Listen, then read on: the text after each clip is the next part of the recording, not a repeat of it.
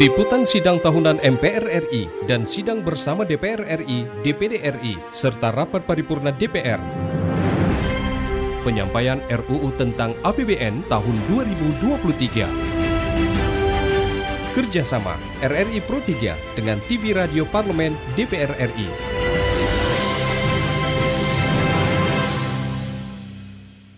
Ya, terima kasih rekan-rekan yang ada di Studio Pro 3. Kami masih mengudara ini dari ruang studio parlemen ya. Tepatnya di Nusantara 2. Iya, masih bersama saya Luna dan juga Edo da Vinci. Iya. Edo, kalau tadi kita sudah menyimak ya pernyataan yang disampaikan Ketua DPR, kemudian juga Presiden Joko Widodo, yang memang ini ditunggu-tunggu, poinnya adalah bagaimana kira-kira negara akan menyusun anggaran untuk belanja di tahun depan begitu ya dalam RAPBN tahun 2024 nanti. Dan sekaligus juga yang menarik tadi memang ada beberapa hal. Semuanya menarik kalau kita melihat ya apa yang disampaikan oleh Ketua DPR maupun juga Presiden Joko Widodo. Tapi hal yang akan kita kerucutkan pada kesempatan kali ini adalah tentang alokasi anggaran untuk mendukung ketahanan pangan nasional. Benar sekali. Tadi disinggung oleh Presiden Joko Widodo di APBN 2024. Dan ini alokasinya cukup besar ya, 108,8 triliun rupiah.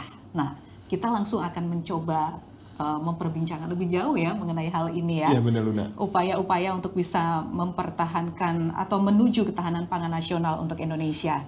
Dan di studio sudah hadir bersama kita pada kesempatan kali ini anggota Komisi 4 DPR RI Pak Johan Rosihan. Pak Johan, ya setelah mengikuti rangkaian kegiatan sidang tahunan dan juga mendengarkan langsung pidato Presiden tadi, hal yang menarik ini kalau disoroti dari masalah ketahanan pangan, tadi anggarannya cukup besar Pak ya, 108,8 triliun rupiah untuk ketahanan pangan kita. Seperti apa kira-kira proyeksi penggunaan anggaran sebesar ini untuk ketahanan pangan kita? Assalamualaikum warahmatullahi wabarakatuh. Jadi menurut saya anggaran itu fata morgana. Ya. Artinya? Karena itu dicampur. Jadi nampak besar, ya, jadi kelihatan kayak indah gitu. Tapi ketika kita sudah dekati, itu kosong. Karena itu masuk di situ pembangunan embung, ya kan? Infrastruktur pertanian lainnya. Gitu.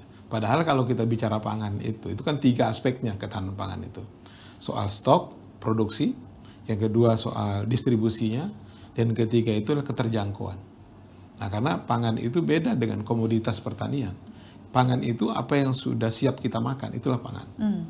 Nah, karena jangan dicampur-campur menurut saya. Nah, yang berikutnya kalau kita dalami, itu zoom lebih besar lagi itu, bagaimana distribusi anggaran 180 itu? Sementara anggaran Kementerian Pertanian secara total itu hanya 14 triliun. Kementerian Lingkungan Hidup itu cuma 6 triliun.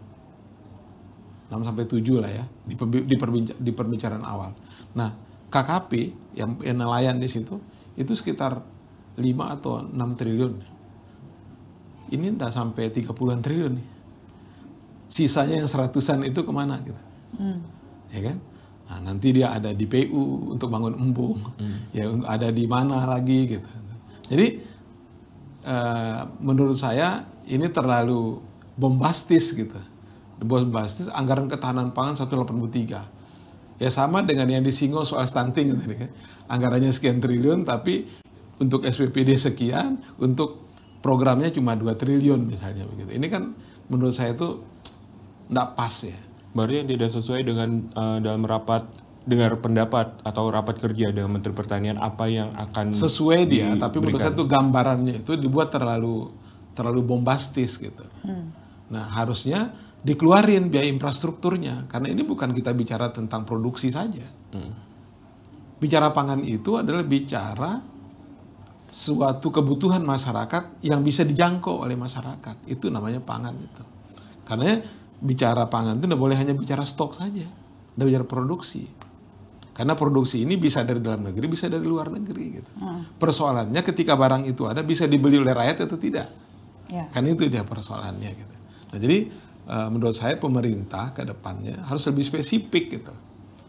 Kalau misalnya kemudian kita ingin menjadi negara dengan status ketahanan pangan yang bagus. Gitu. Berarti apa yang Karena dibutuhkan untuk pertanian? faktanya tuh hari ini masih ada 74 kabupaten kota dengan status rawan pangan. Nah, ini bagaimana pendistribusi, bagaimana penanganannya, bagaimana penanganannya, bagaimana pengelolaannya, bagaimana cara kita mengeluarkan dari rawan pangan menjadi tahan pangan. Nah, seperti itu.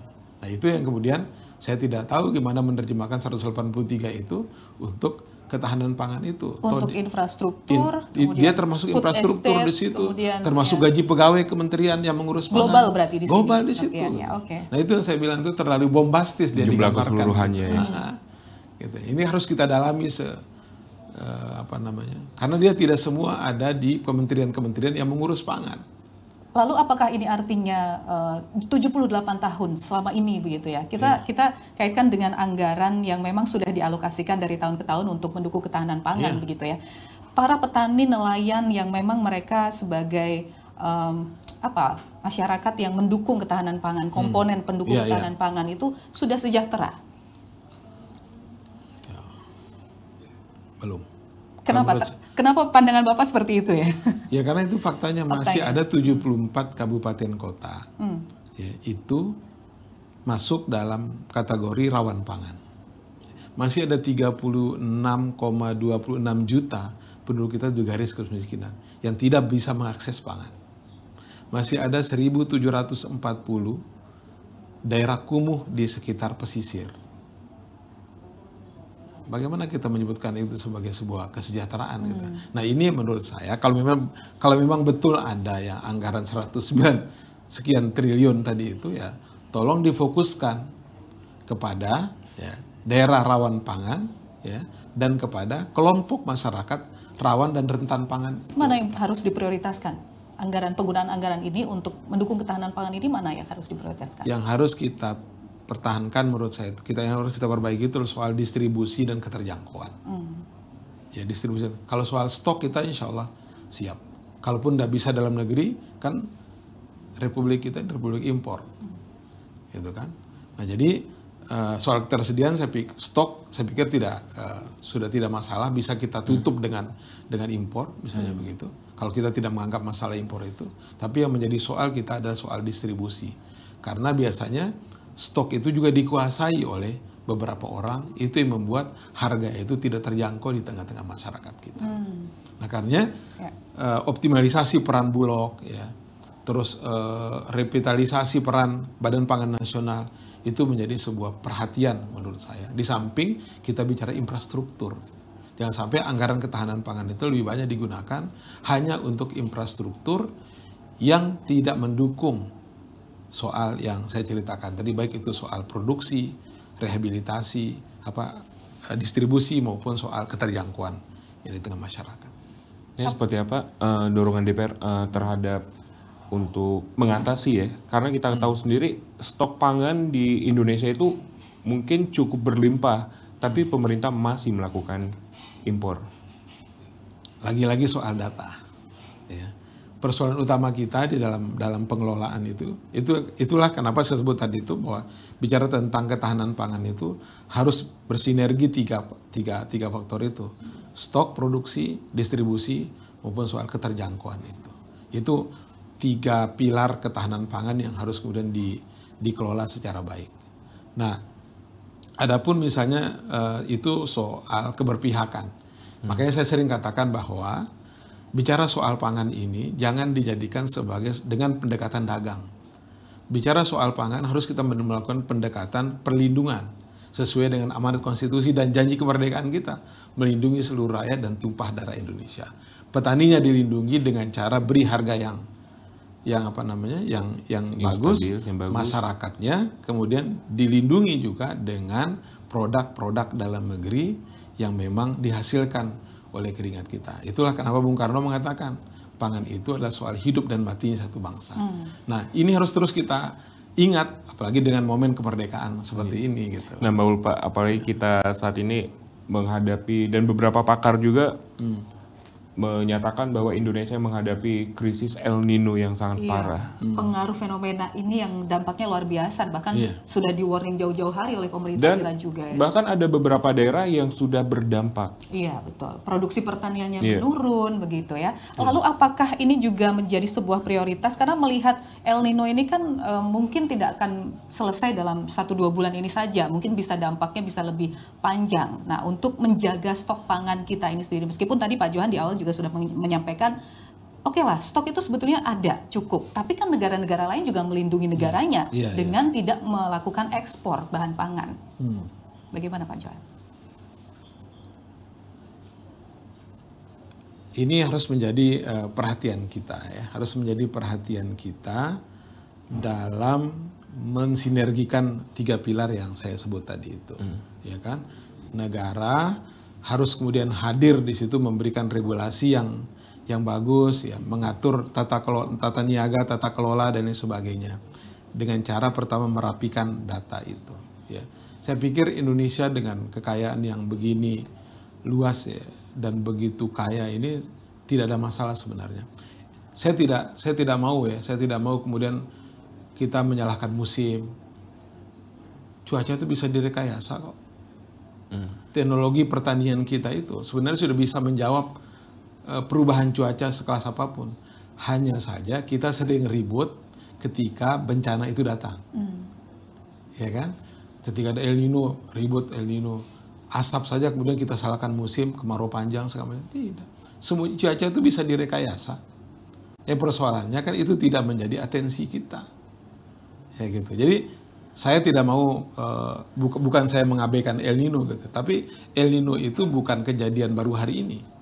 Kejadian El Nino ini kan sudah bertahun-tahun gitu. Kenapa itu tidak dimasukkan ke dalam analisis perencanaan, kemudian ketika itu terjadi kita bisa langsung melakukan mitigasi. Kan gitu dia. Dan mungkin dari para pakar juga menyatakan bahwa ini tahun ini ya yang paling parah. Dan yang pastinya akselerasi antara pemerintah dan semua pihak Pak ya, untuk didorong mengatasi masalah ini agar ketahanan pangan nasional tetap stabil dan kebutuhan masyarakat terpenuhi. Betul. Gitu. Terima kasih banyak. Sekali lagi yang dipentingkan adalah kasih fokus gitu, bahwa pangan ini ya adalah aspeknya adalah aspek perlindungan kepada seluruh rakyat dan tumpah darah Indonesia. Itu dia ya. Jangan dijadikan dengan pendekatan dagang. Baik, itu poinnya. Itu. Baik Pak Johan, terima kasih banyak untuk perbincangannya bersama RRI dan juga Radio Parlemen. Itu di siaran bersama tentunya ya. Iya, di siaran bersama pada kesempatan hari ini. Kita langsung kembali ke studio Pro 3. Liputan sidang tahunan MPR RI dan sidang bersama DPR RI, DPD RI, serta rapat paripurna DPR. Penyampaian RUU tentang APBN tahun 2023. Kerjasama RRI Pro 3 dengan TV Radio Parlemen DPR RI.